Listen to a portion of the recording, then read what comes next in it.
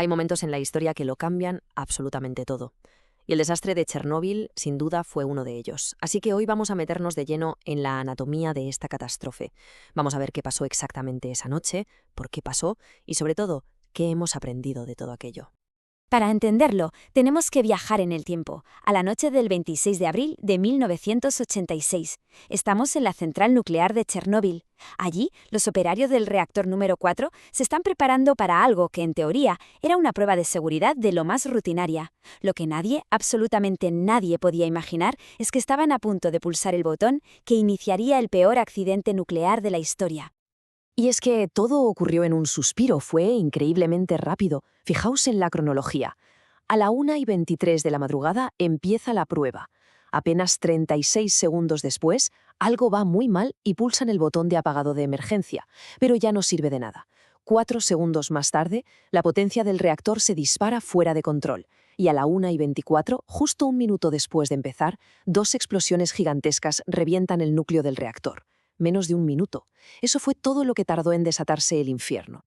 Entonces, ¿cómo es posible que pasara algo así? ¿Qué falló de una forma tan catastrófica? Bueno, la clave está aquí, en el propio diseño del reactor, el famoso RBMK. Resulta que tenía dos fallos de diseño que eran literalmente una bomba de relojería. Por un lado, lo que los técnicos llaman coeficiente de vacío positivo. Esto, para que nos entendamos, significa que si el reactor se calentaba y perdía agua refrigerante, la reacción nuclear se aceleraba en vez de frenarse, o sea, justo lo contrario de lo que debería pasar. Y por si fuera poco, la ironía más cruel de todas. Las barras de control, que estaban diseñadas para apagar el reactor, tenían puntas de grafito. El problema, que al introducirlas durante un par de segundos provocaban un pico de potencia brutal, o sea, el freno actuaba como un acelerador. Fue sin duda la tormenta perfecta. Para que nos hagamos una idea de la violencia de esas explosiones, la tapa del reactor, una estructura de acero y hormigón que pesaba 1.200 toneladas, salió disparada por los aires como si fuera la chapa de una botella de champán. Al volar dejó el núcleo del reactor al descubierto, liberando directamente a la atmósfera esa columna de humo radiactivo que acabaría extendiéndose por toda Europa.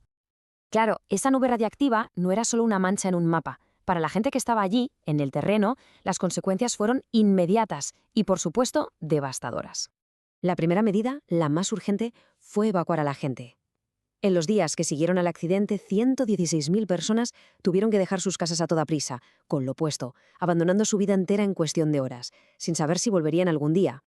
Y luego están ellos, los primeros héroes y a la vez las primeras víctimas de Chernóbil. 28 personas, la mayoría bomberos y trabajadores de la central, murieron en los meses siguientes por el síndrome de irradiación aguda.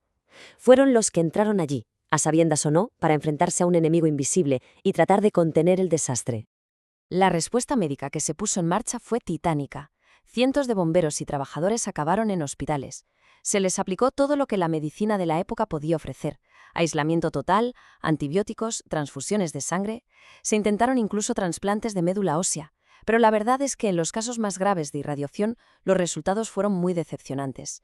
Se hizo un esfuerzo sobrehumano para salvarlos. El impacto inmediato fue terrible, sí, pero los efectos a largo plazo son, seguramente, la parte más confusa y peor entendida de la historia de Chernóbil. Y es aquí donde tenemos que hacer un esfuerzo por separar los mitos de la realidad científica. A ver, todos hemos oído historias terribles asociadas a Chernóbil, que si hubo una epidemia de leucemia o un montón de malformaciones. Pero, ¿qué dice la ciencia de verdad?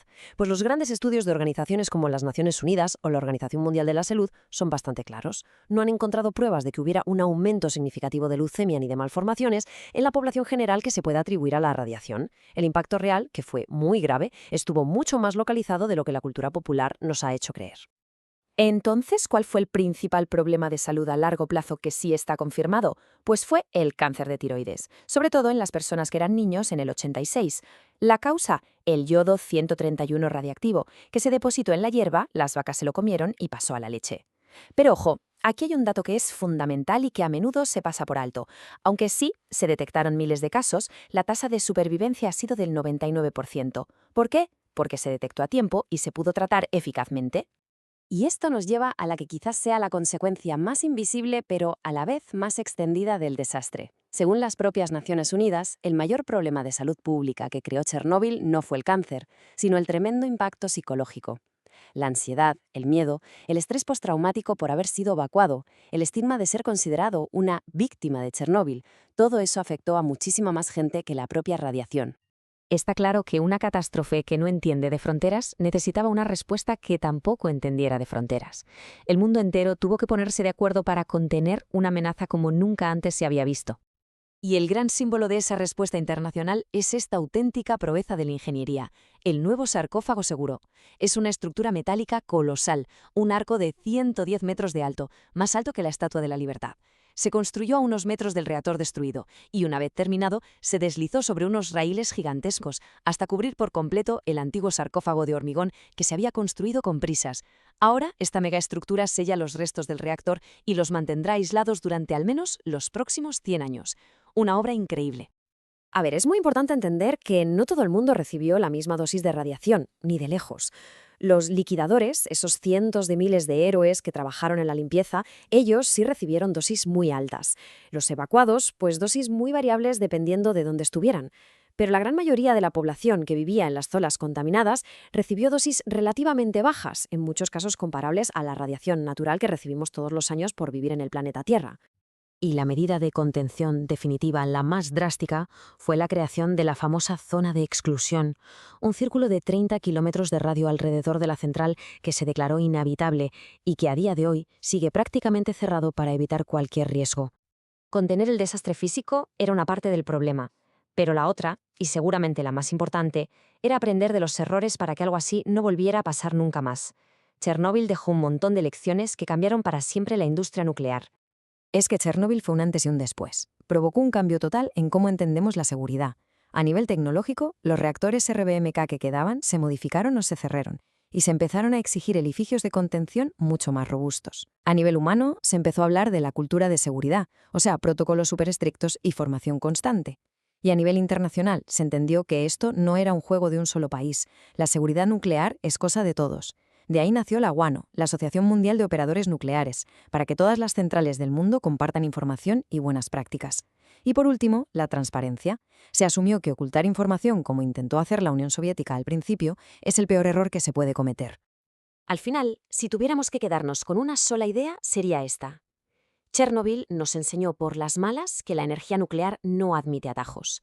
Exige el nivel más alto de precaución, de rigor y, sobre todo, de cooperación internacional. Fue un catalizador terrible, sí, pero fue el catalizador que obligó al mundo a tomarse la seguridad nuclear en serio de una vez por todas. Y todo esto nos deja con una última pregunta en el aire para que reflexionemos. De todas estas lecciones que nos dejó el desastre, las tecnológicas, las humanas, las políticas, ¿cuál creemos que es la más importante, la que no podemos olvidar de cara al futuro? Ahí queda la pregunta. Muchas gracias por acompañarnos en este análisis a fondo del accidente de Chernóbil.